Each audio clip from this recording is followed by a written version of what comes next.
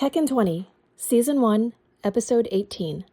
How to produce math tactile media for the PixBlaster or Pageblaster. CATT, Center for Assistive Technology Training Northwest. Welcome to Tech in 20 this week. We have CATT-NW podcast host, teacher of the blind and low vision students, and orientation and mobility professional extraordinaire, Heather Barnett, with us this week. I'm so excited. Heather's going to show us how to produce math tactile media for embossing. So, Heather, off to you. Thanks, Leslie. Hi, everyone. I'm happy to be here today. Like Leslie shared, I'm Heather Barnett. I'm a TVI and O&M specialist. And today I'm going to show you something that changed the way how I work to make graphics on the fly really, really quickly. Oftentimes I have a student or a teacher that will give me work the day before and say, hey, I need this tomorrow, or I'm doing this today. Can you create this? So one of my thoughts is that my student, I live in a rural area, and last year we spent $14,000 on a textbook for an honors algebra 2 class, and the teacher used only a few chapters and only a certain amount of problems, and it wasn't available at the time on iMods or Bookshare. So this year I actually found for next year the trigonometry book is available in digital math format. And when I started looking at it, I saw, following up on Michael Cantino's making math accessible, like for the students. Oftentimes there's graphics involved in that. And how can you make a graphic really quickly on the fly and make it BANA compliant so that the teacher or so that the student can actually have the right sensitivity and the right feelings to understand what that graphic is. And so today I'm going to share my screen and show you how to make oops,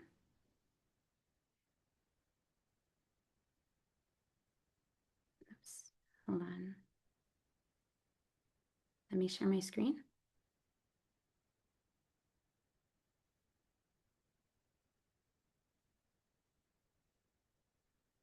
Really great. Okay, awesome. So you can see here, like tactile graphics made simple. We're going to use a couple of tools today that I've learned about in other webinars from other people that I've learned that like Claude AI, Microsoft Word, and of course the APH PixBlaster.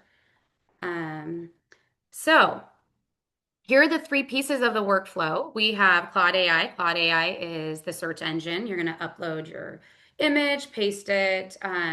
There's a prompt that I have put in this PowerPoint for you to just copy and paste and put in there. Claude AI is free. If you're using it often, like you can upgrade, and it's about $20 a month. And then you have access to Microsoft Word. This is where you're going to check your quality, resize the images, make sure you, paste and put in your braille and make it accessible. And then of course the APH PixBlaster is amazing. It creates amazing quality, high quality graphics, and my students really enjoy using them. Before we even start on any of these tools, I want to talk a little bit about like these BANA standards and why BANA guidelines matter for tactile graphics. Sighted students like take in vision or images really, really quickly. They can look at it, they can memorize it, they can see it. But for a student that is blind or low vision, they get that same mental picture by using their fingers and by like piece by piece. So as if a student is reading something in the dark, they're learning the map piece by piece underneath their fingertips. So that means if a line is too small, they can't feel it. If it's too large, they're not going to understand like the whole meaning of like the tactile graphic. Or if it's too small and all bushed together, it kind of feels like sandpaper underneath their fingers. And so my students are like, I don't know what this is. I don't know what this means. And I love the feedback that they give us because that lets us know how we can improve and how we can, make their tactile graphics better. So I have here, these are just like some of the BANA standards. Like one of the biggest ones that I want to talk about is like point symbols. Um, and basically, these are the ones that I really like to focus on is the point symbol. Oftentimes, when a student has a graph and there's a point in there and it shows where it is, if it's not big enough, the student won't recognize it as like that's a point on the graph. Or oftentimes, they're like some of the dash lines are like in a graphic, like in a graph, especially like if you copy and paste from a textbook on when it gets embossed, the graph cubes are too close together and they can't get the information to know the grid lines have to be large enough so that the student can understand what the graphic is. Again, these ones that are in pink are the biggest like checkpoint that you want to make sure you hit when you are making tactile graphics. So before we even get into Claude AI again, and I love Claude AI, I consider it like, you know, a nice companion to help create things into nice, it's just a nice tool. Again, all of these can be made through Microsoft Word and through these different places to find tactile ready images. However, that can be really time consuming. And so this presentation is for somebody that wants to make a tactile graphic on the fly, right? So say a parent is at home and they got sent home a worksheet that wasn't accessible. They can take a picture now of like the tool of the graph or the image and then put it in a Claude AI with this prompt and then it can be accessible for the student to understand. But one of the first things that I always go to is the APH Tactile Graphics Image Library. And this is a free searchable library. I'm sure most of you guys are familiar with it, but for those that aren't, it's a great place. And so I'll show you, um, you know, it looks like this. You can log in. And what I like about the Tactile Graphic Image Library is that if you make a really cool tactile graphic and you want to share it, there is an opportunity where you can upload and share them. So I'm just going to go to math here. And what I want to show you is so that before you even create a tactile graphic, you can go look through this library of tactile graphics that have already been made and you can download them, put them into Microsoft Word as well as and then emboss it. But there's also Be Tactile, which is it's another growing library. I use this a lot for illustrations. And you can organize it based on like grade level and what you're looking for. And it's super just another resource that you can use. Or as we are all super familiar with is like Google. You can go into type in like a graphing equations. Um, and you can go into images, see what shows up. And I know you guys are all usually like pretty familiar with these, but you can go to color and then go to, why is it not showing up? Black and white. And then you can use a tool. Say if you like this one looks like pretty close to what you were using. You can use the snipping tool, snip the image, and then you can save it as a JPEG and put it into Microsoft Word and then upload it or emboss it. So those are just some of my go-tos that I do before I even get started on Google or I'm sorry, Claude AI. Microsoft Word is another place that I know we've seen videos on about making tactile graphics in Microsoft Word. And I do have like a Cat Northwest video here that shows tips and tricks that'll go over again what I've created.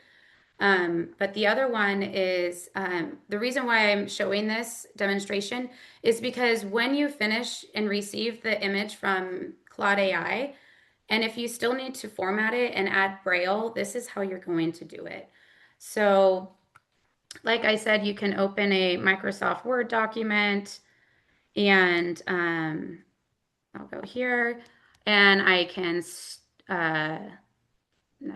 sure, save, cancel. I'm going to go to my insert button. I can go to my shape. Oh, okay, I'll start a new one. Sorry, guys. I can go to my insert button. I can go to a shape. If I'm making a triangle, I can create my triangle. I can try to move it all over the place. And what's important is that when you have your layout option, you're going to want it in line with the text.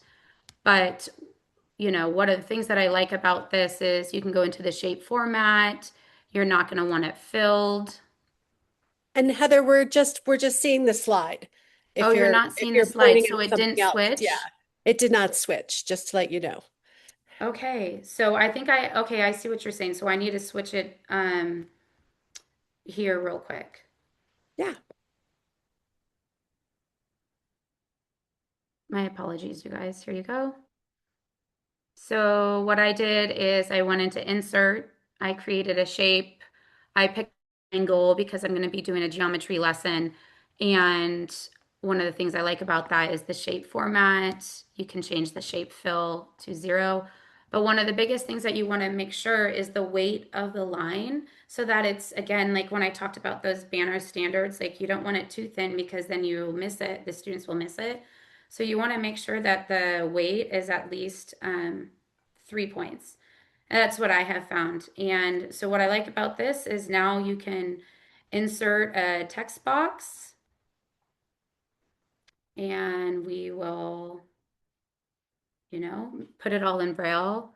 Find the area of the triangle and then you can copy and paste it. And you want to use the Braille 29 in 29 font. So you can move that to 29, Braille 29 and 29 font. And here we go. And one of the things that is not needed here, and you can also notice that this is in uncontracted Braille. So if you wanted it in contracted Braille, you can open it up in Duxbury, type it out, and then copy and paste, and it will come in contracted Braille. One of the things that is not necessarily needed here is this outside box, and we want to make sure it's far enough away from the image so that the student will know that that's not part of the graphic. Is we want to get rid of that outside line. So again, we're going to go to our shape outline and make it white. So there we go. So find the area of the triangle and then you can add your Braille or your numbers in there as well. So I'm going to stop sharing there real quick and go back to our PowerPoint.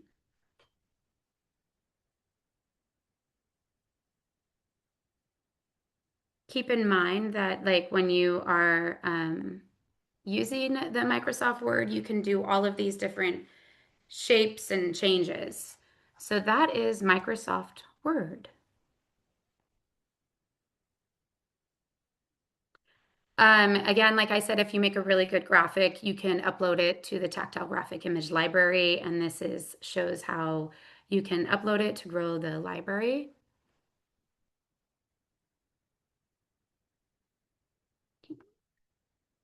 So here is my Claude AI prompt. Here's the heart of the presentation. I have created 3 prompts based on all of the BANA rules, based on one for the PixBlaster, one for the Monarch, and they're separate there. And I copy and paste like a URL of APH best practices in there, and then one for illustrations. And so the PixBlaster is the one that I use mostly because it goes straight to the PixBlaster and it has 14 banner standards in there. And they're basically, these banner standards are primarily for math because it talks about tick marks, primary lines, making sure that the grid lines are no closer than 3/8 inches apart. And it gives you back a Word file, which I really enjoy. And it's perfect for Braille, like to just copy and paste from Microsoft Word, and then you can just emboss from there. So let's see how this is done. So I'm going to share my screen real quick again.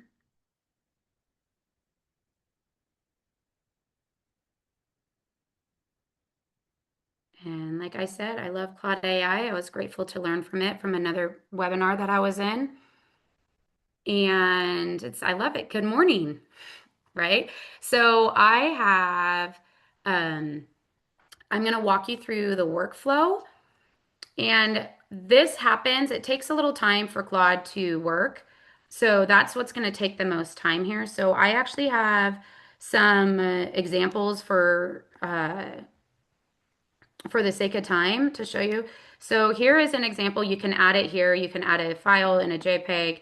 I just wanted to copy and paste real quick. So I am adding this picture that I found on the internet, and I am going to go back into my prompt and copy and paste this.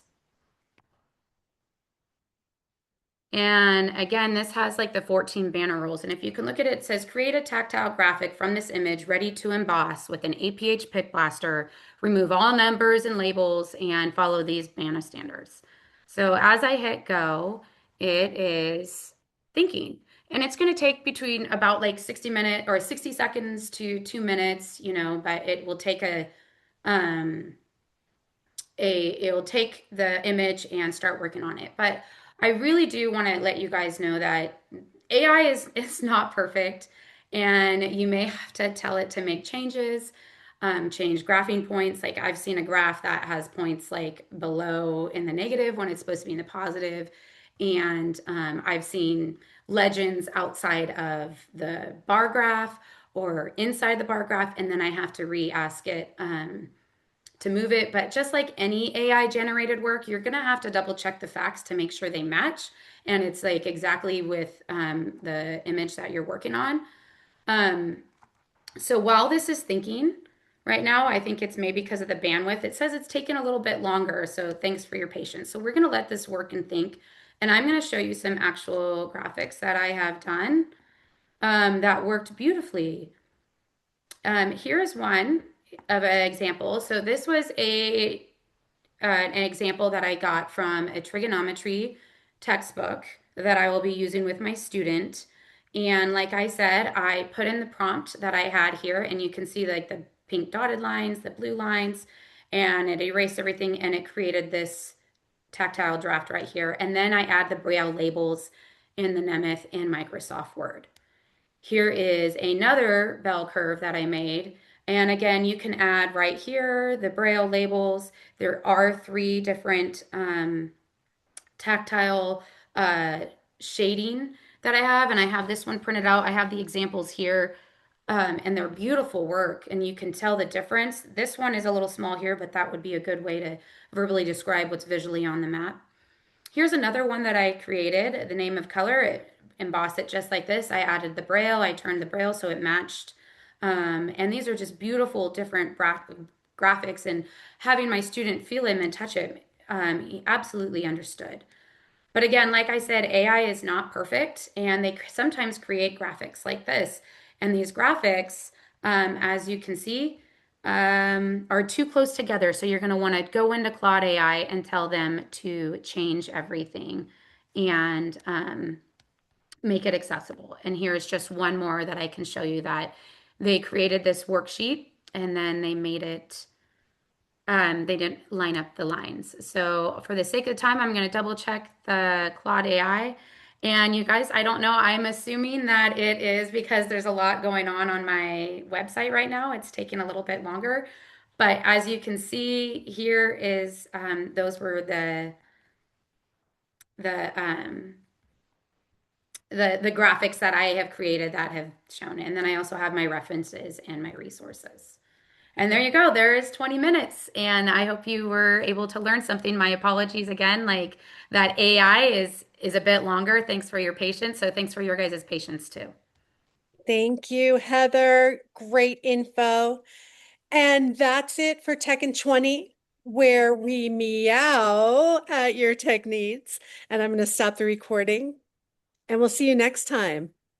CATT, Center for Assistive Technology Training Northwest. The contents of this video were developed through a partnership with the American Printing House of the Blind, APH. CATT Northwest is based at the Washington State School for the Blind, WSSB. Logos, WSSB and APH.